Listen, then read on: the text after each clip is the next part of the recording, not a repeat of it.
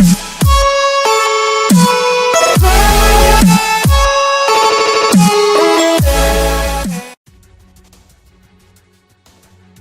बिस्मिल्लाहिर्रहमानिर्रहीम, अस्सलामु अलैकुम।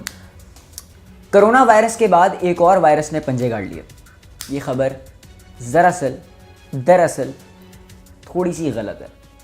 जी हाँ, आज हम बात करने लगे हैं जी चाइना में एक दिन पहले एक केस सामने आया ऑर्थो हंटा वायरस का, जिसको लोग हेंटा वायरस भी कहते हैं, जिसको हंटा वायरस कहा जाता है, जिसका ओरिजिनल नेम, पूरा नेम ऑर्थो हंटा वायरस है। ऑर्थो हंटा वायरस का एक केस सामने आया जिसमें एक बंदा सफ़र कर रहा था, बस में था, जिसकी एक डेथ हो गई। ये केस चाइना में पेश आया। क्या ये वायरस कोरोना के फ़ौरन बाद दाखिल हो गया? क्या ये खुदा का बड़ा आज़ाब है? क्या इन केसेस का किसी पॉलिटिकल पार्टीज से जो है वो ये केस मुनसब है, या फिर ये केस जो है ख़ुद लाया जा रहा है, या केस इस तरीके के केसेस पैदा किए जा रहे हैं, या ये वायरस छोड़े जा रहे हैं, या ये साजिशें हैं? अब अगर मैं ये कह दूं कि जी ऐसा कुछ भी नहीं है, तो फिर बात आप लोगों के सर से गुजर जाएगी। इस बात को पूरा क्लियर करते हैं, ब्रीफली डिटेल्ड बात आप लोगों से मैं करूंगा। सबसे पहली चीज़ जी कि what is hanta virus. Hanta virus है क्या, इस चीज़ को पहले समझ लेते हैं। हंटा वायरस का पूरा नाम ऑर्थो हंटा वायरस है, और ये स्प्रेड होता है चूहों से, माउस से। आपने बचपन में स्कूल पढ़ा है, जो लोग पढ़ रहे हैं, आपने एक बीमारी का नाम सुना होगा, प्लेग।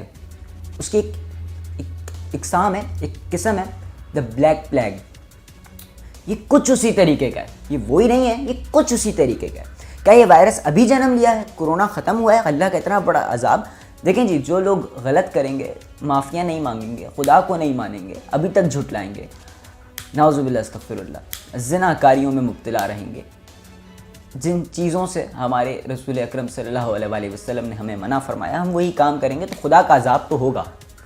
लेकिन क्या ये सब भी है? तो हो सकता है। अल्लाह ताला हम सबको अपनी पनाह और हिफ्ज़ अमान में रखे, आमीन।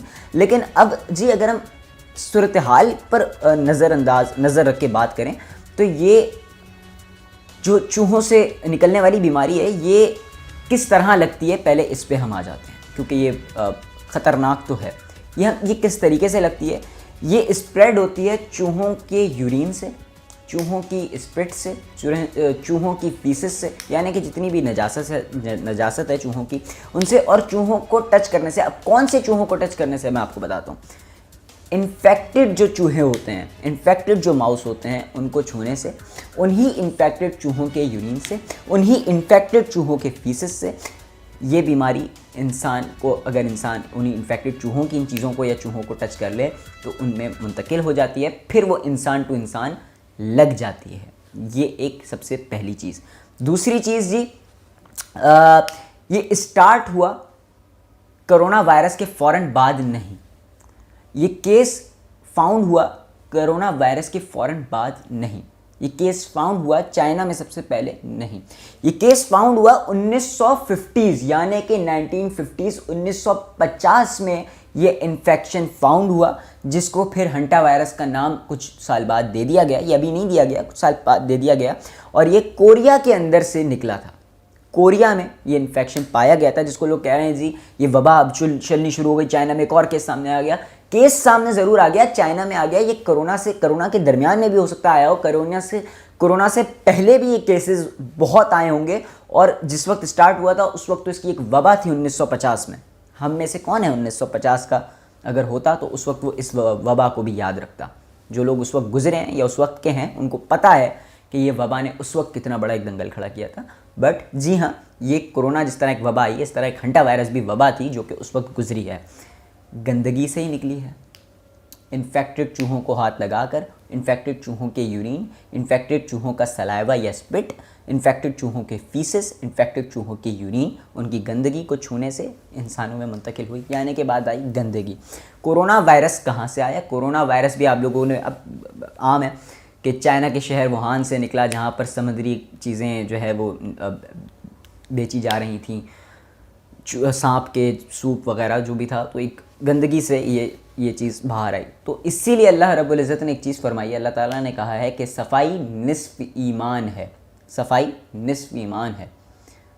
तो अब आप मुझे एक बात बताएं, जब हमारा दीन हमसे कह रहा है कि सफाई निस्फ ईमान है, और अगर हम गलाजत की तरफ जाएंगे और फिर जब गलाजत हमारी तरफ आएगी उसके, अब हम देखें, हम एक्शन टू रिएक्शन है, हमने एक्शन किया गंदगी, हमें रिएक्शन मिली गंदगी। जब हमें रिएक्शन मिली तो हमने कहा अल्लाह का अजाब है। भाई गलत करोगे तो अजाब तो होगा, लेकिन ये भी तो गलत है ना। आपने सफाई छोड़ दी, गंदगी में आप आ गए हो, तो फिर तो नॉर्मल सी बात है, फिर आप अजाब ही है, आप अजाब समझ लो या इसको रिएक्शन समझ लो गंदगी का। अल्लाह ताला ने तो आपको मना फरमाया। ये चीज़ किसी ने नहीं सोची। हम लोग जिनाकारी में अभी भी पड़े हुए हैं, हम लोग कचरा खा के अभी भी बाहर फेंक रहे हैं, हम लोग सिगरेट पी के उसके टोटे अभी भी बाहर फेंकते हैं, हम हर चीज़ गंदगी गलाजत की अभी भी कर रहे हैं, कह रहे हैं अल्लाह का अजाब आया है। ओ भाई, जो आप निस्फ ईमान है सफाई रखते तो ये बीमारियां ना आती। फिर वही बात कि एक मछली पूरे तालाब को गंदा करती है, ये किसी को ऑफेंड करने वाली बात नहीं है। अब इस बात पे गौर कीजिएगा कि एक जगह गंदगी से ये वायरस निकला, हम खुद ही उस गंदगी में घूमते जा रहे हैं, हमने बॉर्डर्स खोल दिए, सब कुछ कर दिया, वायरस आ गया, फैलता जा रहा है, फिर भी हम ख्याल नहीं रख रहे, मास्क नहीं लगा रहे, सैनिटाइज़र यूज़ नहीं कर रहे, और जो लोग ख़रीदना चाह रहे हैं उनके लिए जानबूझ के अपने मफाद परस्ती लोग ढूंढ रहे हैं, ब्लैक में बेच रहे हैं, कोई कह रहा है नहीं मिल रहा है। जब सफाई फैलाओगे नहीं तो फिर गंदगी, फिर बदले गंदगी आएगी। इस चीज़ को आप लोग सबसे पहले समझ लें। ये चीज़ किसी ने नहीं सोची होगी, and I am damn sure किसी ने नहीं सोची होगी जो मैंने अभी बताई है ये बात, क्योंकि हम लोग इसी में चीज़ में खुदा का अजाब, खुदा का तो अजाब है अजाबियत लोगों पर, लेकिन आप ज़रा खुद सोचें कि सफाई निस्फ ईमान है। ये एक चीज़ आ गई। दूसरी बात, हैंटा वायरस भी इसी तरीके से फैलता है और फैलेगा, और अल्लाह करे, अल्लाह ताला हमें बचा ले, अभी भी दिमाग खोल लें, इस चीज़ से बच जाएं, वरना ये इसी तरीके से फैलता है गंदगी से। तमाम चीज़ें गंदगी से फैलती हैं। दूसरी चीज़, मलेरिया मच्छरों से गंदगी से फैलता है, डेंगू मच्छर, नॉर्मल सी बात। अच्छा जी, दूसरी बात, अब तीसरी बात के ऊपर हम आते हैं। तो ये आइडेंटिफाइड कहाँ पर हुआ? अर्जेंटीना, कोरिया और ब्राज़ील और बोलीविया से दीगर ये निकलता, और अब चाइना वगैरह में ये वायरस ने अपने कदम रखे हैं। लेकिन सबसे पहली चीज़, ये वायरस कल परसों में नहीं निकला, ये वायरस चाइना में यकीनन इसकी डेथ की कंफर्म्ड है रिपोर्ट। लेकिन ये जो रिपोर्ट्स मिसलीडिंग जो आप लोग व्हाट्सएप के ऊपर कर रहे हैं केसेस के ऊपर कि जी ये वायरस बिल्कुल पंजे गाड़ चुका है और कोरोना के बाद फ़ौरन ये आ गया और अब क्या होगा और ये और वो फलाना ढिमकाना, तो ये इस तरह नहीं है। ये वायरस 1950 में इन्फेक्शन ये आ चुका था और फिर इसका नाम हैंटा वायरस रखा गया था, और ये वायरस इस तरीके से इसकी पूरी डिटेल्ड हैं जो कि ये अब नहीं आया। इस चीज़ को सबसे पहले क्लियर कर दें।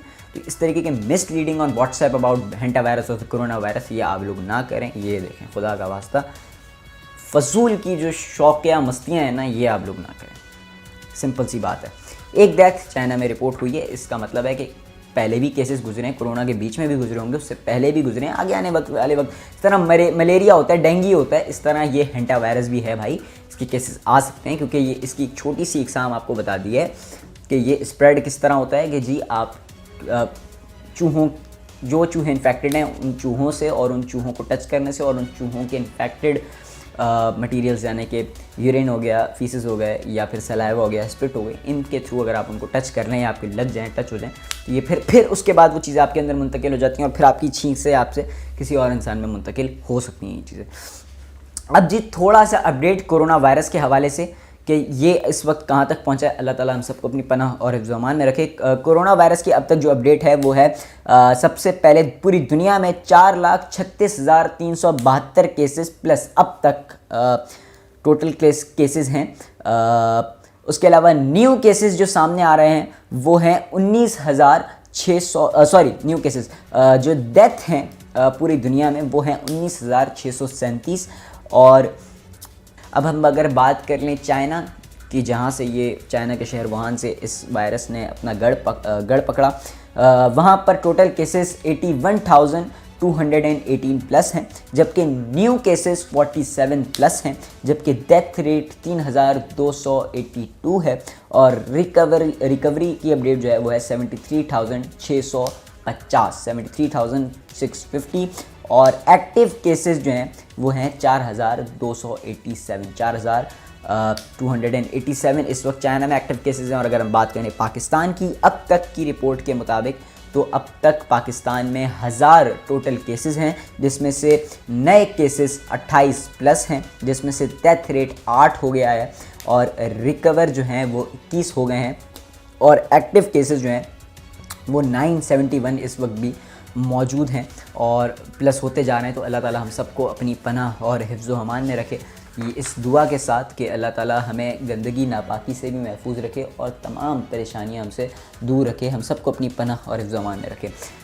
कोरोना वायरस कहाँ से स्प्रेड हुआ, बात वही मैंने कर दी है कि जी 31 दिसंबर 2019 को ये वुहान चाइना से स्प्रेड हुआ और हेंटा वायरस कोरिया में 1950 में शुरू हो चुका था, जिसको नाम 1970 से 80 के दरमियान दे दिया गया था, लेकिन इन्फेक्शन ये 1950 में अपनी शुरुआत पकड़ चुका था। ये मेरी रिसर्च है, आप चाहें तो अपनी नॉलेज के थ्रू मुझे गाइड कर सकते हैं और बेहतर तरीके से। हेंटा वायरस की अपडेट, अब तक सिर्फ एक ही केस चाइना के अंदर आया है। हेंटा वायरस के सिम्टम्स हम आपको बताते चलें कि अगर आपको ठंड है, बुखार है, मसल पेन है, ड्राई कफ है, हेडेक है, नोजिया है, वॉमिटिंग है, शॉर्टनेस ऑफ ब्रीथनेस है। सबसे पहली चीज़ जी, सिम्टम्स पे दोबारा आते हैं। सबसे पहली चीज़, कोरोना जिस तरीके से स्प्रेड हुआ, हमने बॉर्डर्स बंद कर दिए, हर चीज़ हो गई, ठीक है। इसमें ऐसा केस नहीं है, ये बहुत कम केसेस सामने आते हैं निकल के, और ये इस तरीके से आते हैं कि जी चूहों वाली बात मैं आपको रिपीट कर चुका हूँ, बता चुका हूँ बार बार। अब ये कोरोना इंशाल्लाह ख़त्म होगा, बॉर्डर्स खुलेंगे, सब अपने अपने तौर पे काम कर रहे होंगे, क्या पता कोई बाहर मुल्क से इन्फेक्टेड मरीज़ पाकिस्तान आए, तब तो खड़े होकर लोग चेकिंग नहीं कर रहे होंगे ना, बीमार है नहीं है क्या सीन। पाकिस्तान है, उसको हो सकता है कि अल्लाह ना करे भारत जाए, उसको हो सकता है कि किसी और मुल्क में जाए, उधर हो सकता है, जिधर हो उधर हो सकता है। तो इससे सेफ्टी का तरीका एक यही है कि अपने आप को फिर भी महफूज थोड़ा सा रखें, सफाई का ख्याल रखें अपने अंदर, ठीक है जी। सिम्टम्स इसके क्या हैं? ठंड, सर्दी लगना, बुखार आपको हो सकता है, मसल पेन यानी जिस्म में दर्द, खुश्क खांसी, सर में दर्द, नोजिया, वॉमिटिंग और सांस में तकलीफ़ अगर आपको हो तो फ़ौरन डॉक्टर से रुजू करें, क्योंकि ये हैं इस ऑर्थो हेंटा वायरस के सिम्टम्स। अब जी खुदा का वास्ता है आप तमाम लोगों से कि इस चीज़ को ज़रा ख़त्म करें आप लोग। ये जो स्प्रेडिंग ऑफ हेंटा वायरस है या फिर ये जो मिसलीडिंग ऑन व्हाट्सएप है, ग्रुप्स में आ रहे होते हैं, इनसे ज़रा रुकें। अगर हम ये व्हाट्सएप पे ऑडियोज़ भेजने के बजाय जी कोरोना वायरस का इलाज है प्याज को नाक में डाल के मुंह से निकालना तो आपको कोरोना वायरस ख़त्म हो जाएगा जी, एक बुढ़े से चाचा ये व्हाट्सएप भेज रहे होते हैं, तो ये वायरस इतना ना फैलता। मैं ये हकीकत में आपको बता रहा हूँ, ये 2% इन लोगों का भी कसूर है जो ये इस तरीके की खबरें फैलाते हैं या इस तरीके की मस्ती मजाक में लेकर जा रहे होते हैं। इस चीज़ को खुदा का वास्ता मैं आप लोगों को दे रहा हूँ, ये हरकतें ना करें। अभी ये जो कर्फ्यू लगा हुआ है ना, ये भी ना लगता अगर हम लोग अपने घरों में बैठे होते, फजूल की बारबेक्यू पार्टीज़ या फलाना या ढिमकानों में अपने आप को ना बर्बाद कर रहे होते, तो please it's a humble request, फजूल चीज़ें इस तरीके की ना करें। It can damage your profile, it can damage your health, it can damage your family in a very serious condition. ये वायरस हेंटा वायरस भी कोरोना से इसकी रिसर्च मैंने की है, मैंने पढ़ा है, मुझे पता है। आप अगर चाहें हेंटा वायरस न्यूज़ छोड़ दें, जो लोग फजूल में यूट्यूब की अपनी वीडियोस बना के डाल रहे हैं ना जी, उनको छोड़ें। आप ज़रा खोलें गूगल, आप ज़रा जाएँ रिसर्च करें, हेंटा वायरस के बारे में 24 घंटे पढ़ें। मैंने 28 घंटे पढ़ा है, आप सिर्फ 24 घंटे पढ़ें, उसके बाद आपको पता चल जाए। आप सिर्फ 6 घंटे पढ़ें, आपको पता चल जाएगा कौन सही कह रहा है कौन गलत कह रहा है, मेरी कितनी गलतियाँ सामने आ सकती हैं। आप ज़रा पढ़ें, आपको पता चलेगा व्हाट इज़ हेंटा वायरस। ये पढ़ लें, ये कोरोना से बहुत ख़तरनाक है। ये इसके केसेस इतने आम नहीं हैं, बट ये बहुत ख़तरनाक वायरस है। अगर हमने अपनी गंदगी गलाजत बरकरार रखी और हम यही बोलते रहे जी खुदा का अजाब है, तो खुदा का वास्ता अगर खुदा के अजाब से डर रहे हो तो फिर तो डरना भी चाहिए, लेकिन फिर तो भाई खुद अपने हाल पे रहम करो, फिर तो सफाई भी रखो, बदकारियों से भी बचो, झूठ से भी बचो। जो अल्लाह ने और अल्लाह के रसूल ने हमें बोला है, करने के लिए फरमाया है, उन सब फरमानों पर अमल करो और अपने दीन के रास्ते पर चलो। लेकिन अगर इसी तरह बदतमीज़ियाँ करनी है, बदकारियाँ करनी है और बोलना है जी खुदा का अज़ाब है, खुदा का अज़ाब है, तफरीयाँ लेकर चिल मारना है, तो फिर खुदा का वास्ता फिर तो अल्लाह ही आपका मालिक है। लेकिन प्लीज़ ये थोड़ा सी सफाई निस्फ़ ईमान अगर अपने आप कायम रखें, क्योंकि हम लोग अल्लाह से भी डरते हैं और हम दुनिया में भी जी रहे हैं, तो हमें दोनों चीज़ों को दरमियाना रखना है। हमें पता है कि बुरे काम नहीं करने ताकि खुदा का अज़ाब हम पर ना पड़े, और हमें ये भी देखना है कि जी सफाई निस्फ़ ईमान है, गलाजत से बीमारियाँ लगती हैं। अल्लाह ताला ने एहतियात का ऑप्शन भी हमें दिया है, हमें ही दिया है, हमें अशरफुल मखलूक़ात बनाकर भेजा है। तो खुदा का वास्ता चूहों वाली हरकतें ना करें, बल्कि अशरफुल मखलूक़ात बन के हम सबको जीना है। इंशाल्लाह कोई गलती हो गई हो, कोई कोताही हो गई तो माज़रत, ज़िंदगी रही सेहत रही, तो आपसे होगी फिर मुलाकात। तब तक के लिए अल्लाह हाफ़िज़।